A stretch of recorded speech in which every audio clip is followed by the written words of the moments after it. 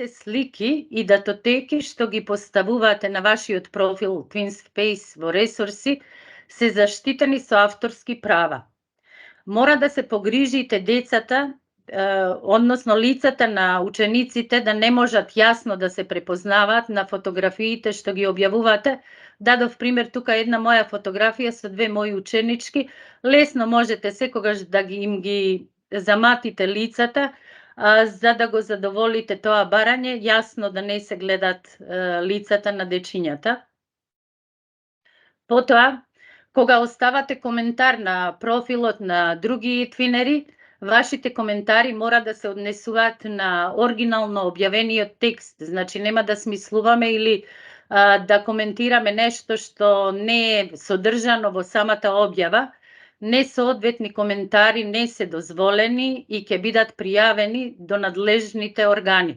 Значи, не мора да биде ни пријавено од некого, зашто честопати имаме увид и од нашата национална агенција и од други луѓе кои гледат дали нештата се повторуваат и секогаш кога ќе видат дека многу пати се објавува некаков коментар или на сите форуми оставаме исти коментари, најчесто ќе завршат во спам и нема да бидат видни за никого.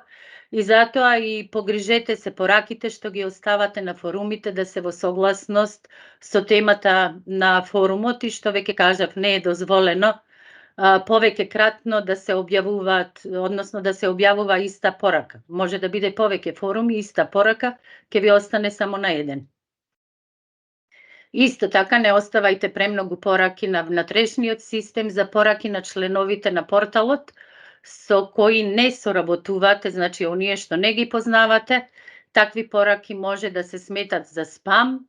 Обезбедете разумен и соодветен број на контакти во вашата листа на контакти, зашто и тука, како по сите социјални мрежи, секој ќе ви се нуди за пријател или не мислете ако имате повеќе пријатели и твинери дека сте подобар и твинер или нешто подобро сработувате од другите, секогаш треба да имате некаков оптимален број. Значи, ако работите во ист проект, нормално дека сите ќе ви бидат во контакти.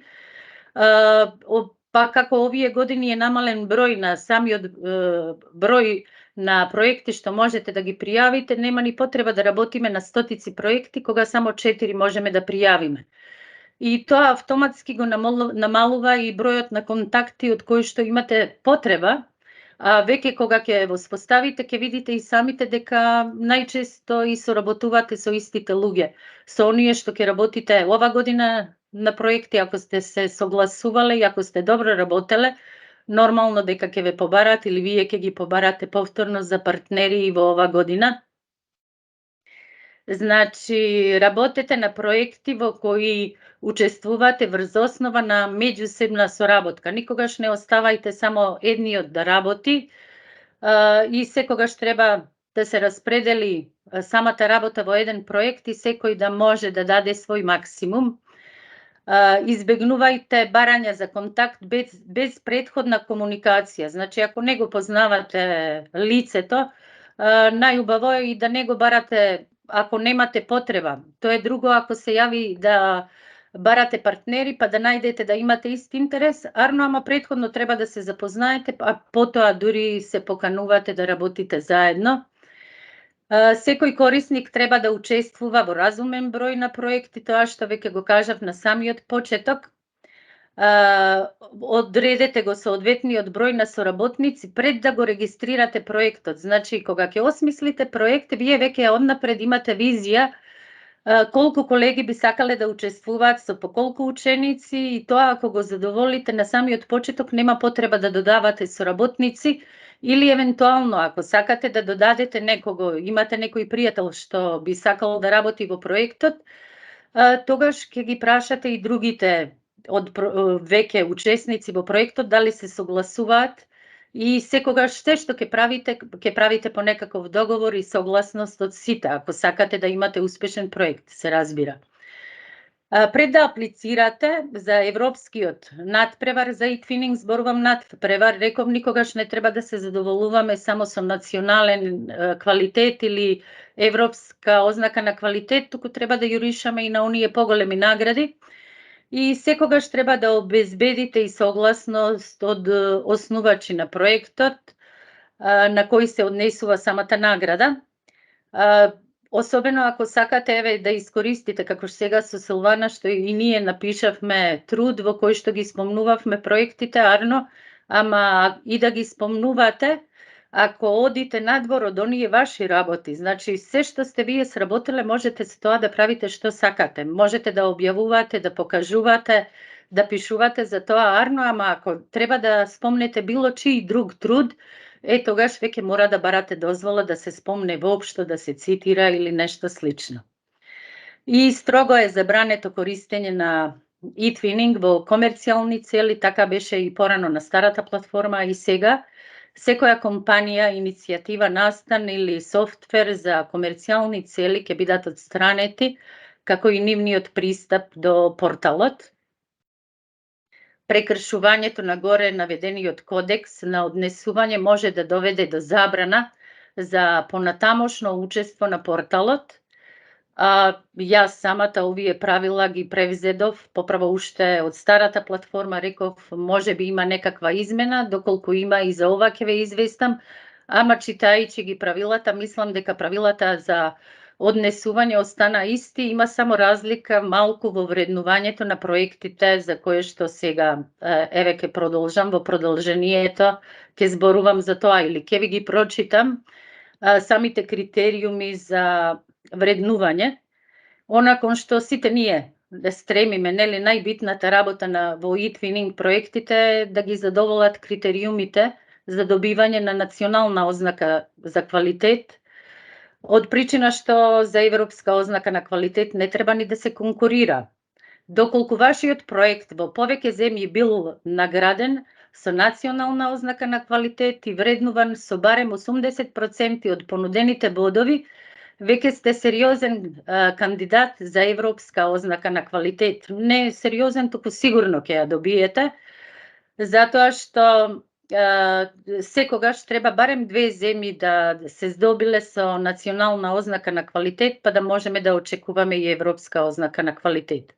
Доколку знаете дека само вие сте го пријавиле проектот, а другите партнери никој не се решил тој проект да го пријави, тоа значи дека ќе останете само со национална ознака за квалитет. Значи условот е барем 2 земји да пријавиле и да добиле национална ознака за квалитет.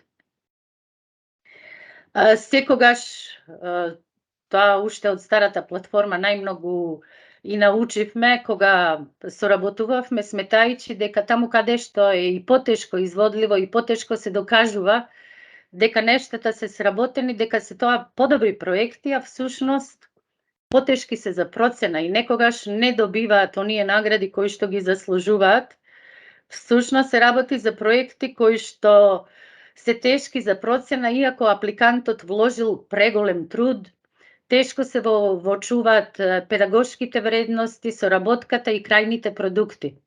Обично за такви проекти тоа се однесува на соработка со некоја забавишна група, каде што самите учесници се многу мали и се на грбот и товар на воспитувачката, учителката.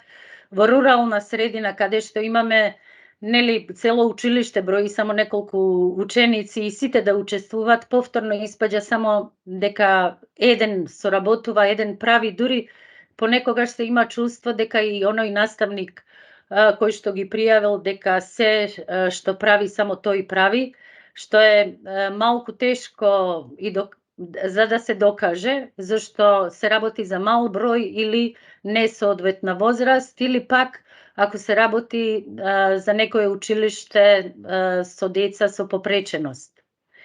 И тоа е тоа, имаме чувство дека само еден наставник води грижа за проектните активности, дека нема соработка меѓу учениците и дека тој еден наставник ги креирал дури и завршените продукти и слично.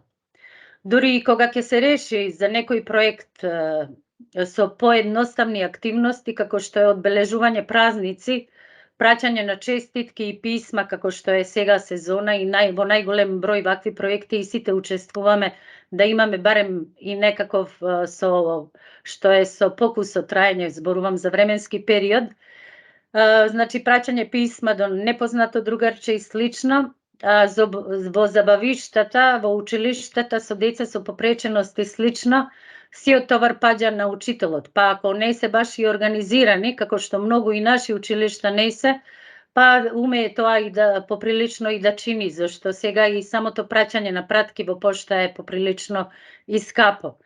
И затоа е убаво веднаш на почетокот да се направи распоред кој што, како, кога и со кого ќе прави и работи, за да се има увид во сите активности. Значи не мора да праќате на сите учесници во проектот, туку ќе се поделите. Вие ќе имате до еден колега од некоја држава да испратите, тој друг ќе има до некој друг, трет во трет и така ќе направите еден синџир, да не мора секој на секого и да секој да се излаже на трошоци. Зашто реков, не ретко е да училиштето ги покрива, па да немаме трошоци, иако работиме доброволно и волонтерски во овие проекти.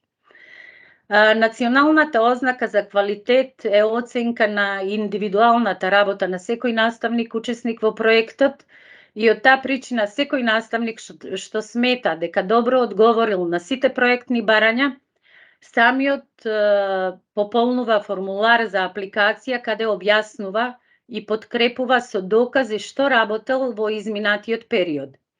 Комисијата за прегледување во секое време може да влезе во проектот и да ја провери наведената работа, затоа што истата треба да е прикажана и во TwinSpace.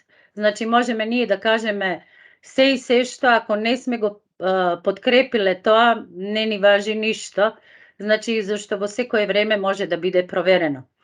Работата на апликантот треба да е јасно видлива и лесно да се воочи неговиот придонес при реализацијата на проектот. Тоа е она што се бара од сите нас, па дури и посебни линкови и од самиот TwinSpace ставаме во доказите или се инсистира да се достави, за да комисијата од Национална агенција што полесно влезе во проектот и да види тоа што го тврдите дали вистина е така. Проектите се вреднуваат сега според новото, ова само го зирна во 6 критериуми, порано беа 5 критериуми. Користењето на ИКТ повторно е клучно во секој од овие критериуми, иако и сам по себе спаѓа во еден од критериумите, а другите се соработка меѓу партнер училишта, педагошките иновации, интеграцијата на наставната програма, резултатите и дисеминацијата на самиот проект. Во последните неколку години се оценуваат 4 проекти по наставник, иако самиот може да работи во многу повеќе проекти, но само 4 може да пријави за национална ознака на квалитет. За европска ознака на квалитет проектот не се пријавува, тоа веќе го кажав. Што ми е награден со национална ознака на квалитет, барем во 2 земји на добар пат е да се здобие и со европска ознака на квалитет. Од сите активности, најбитна е соработката меѓу училиштата. Сите проектни партнери треба да дадат свој придонес во реализација на сите активности и истите се изведуваат на начини прилагодени и разбирливи на возраста. Зависи дали во проектот е само една возраст, да се само средношколци или само од 8 одделение или се измешани од забавиште до средно. Тогаш повторно секој според возраста знае како треба и што треба да сработи. На самиот почеток треба да се договори детален план за работа со можност да претрпува промени, значи се зависи каква потреба ќе се јави во текот на одвивањето на самиот проект. Убаво е да биде видливо дека наставникот се држи до работниот план и се видливи улогите и одговорностите на секој партнер. Исто така е важно да се истакне планот на виртуелни средби меѓу учениците кои се запознаваат, ги представуваат сопствените трудови, предавања, надпреварувања и слично. Работата на заедничките трудови и продукти, степенот на медијацијата на наставникот треба да сеусклади и да биде соодветен на возраста и способностите на учениците и да поттикнува на соработка. Употребата на ИКТ ја олеснува соработката меѓу проектните партнери и помага при креирање на содржини, а при тоа треба да се внимава за правилна употреба и помош таму каде што е потребно. Најмногу поени за ИКТ се добива ако е забележлива креативната употреба на алатки, а при тоа да се нуди и алтернативен избор на други алатки кои можат да се користат, изборот на алатките да биде од ученици и сите да имат пристап до TwinSpace, да се внимава на авторски права, на безбедност, да постои кодекс на однесување на ученици и наставници. Сликите на учениците и личните податоци кои се објавени да се обработуваат во согласност со eTwinning правилата кои што на почеток ги кажав. Комуникацијата во проектот помеѓу учениците да е јасна, транспарентна внатре во TwinSpace, освен овој период, па веќе може да се рече дека одлично функционира и платформата. Доколку се случи да има проблем, може и на друго место, но повторно да се запазат правила и да учениците бидат максимално заштитени. Важно е во проектот да се забележат различни педагошки методи за поставување на целите, како што се мотивирачки прашања, истражување, анализа, тимска работа и слично. Според возраста и можностите, учениците треба да се главните носители на проектните активности. Тимот треба да се состои од креативни, одговорни и вредни ученици кои ќе спроведуваат проектните идеи, сите обврски навремено ќе ги завршуваат со помош и совети од наставникот. Со тоа ќе ги постигнуваат зацртаните цели. Образовните цели треба да бидат јасни и со соодветни критериуми. Најбитно е да се остварливи како тежински, така и временски и да бидат мерливи со јасен процес на евалуација. Педагошките иновации се состојат во умешноста на поврзувањето на повеќе активности со соодветна методологија и техники, како за совладување, така и за промовирање на проектни активности, самостојност во работата, како и дозирање на сопственото учење. Крајните продукти се плодови на договор на сите учесници, ученици и наставници. Истото се случува во самиот почеток од планирање до реализација. Наставникот се советува со учениците на која тема да обмисли проект и како да се реализира, а финалните производи се структурирани, развиени од учениците и под надзор на наставниците. Интеграцијата во училишната и во наставната програма има клучна улога, затоа што најголем дел од работата на проектот се случува во училиште, а многу мал дел дома. Проектната работа може да биде и составен дел од училишната домашна задача по одреден предмет.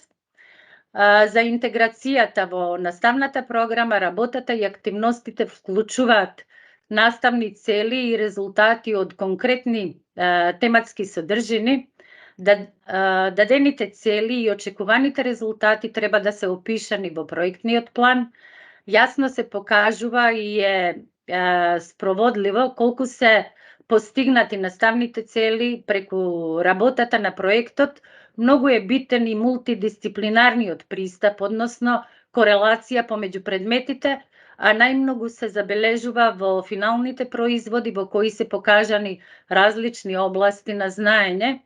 Евалуацијата на проектот е поврзана со развојот на клучните компетенции за доживотно учење, како што е комуникацијата на мајчин и странски јазик, дигиталната писменост, математичката писменост, предприемништвото, меѓучовечките односи и друго. Во евалуацијата на проектот мора да има анализа или толкување од наставникот. Резултатите и дисеминацијата на проектот треба да се документираат за да се испорачат како докази за резултатите и организацијата на проектот при пријавување на национален квалитет.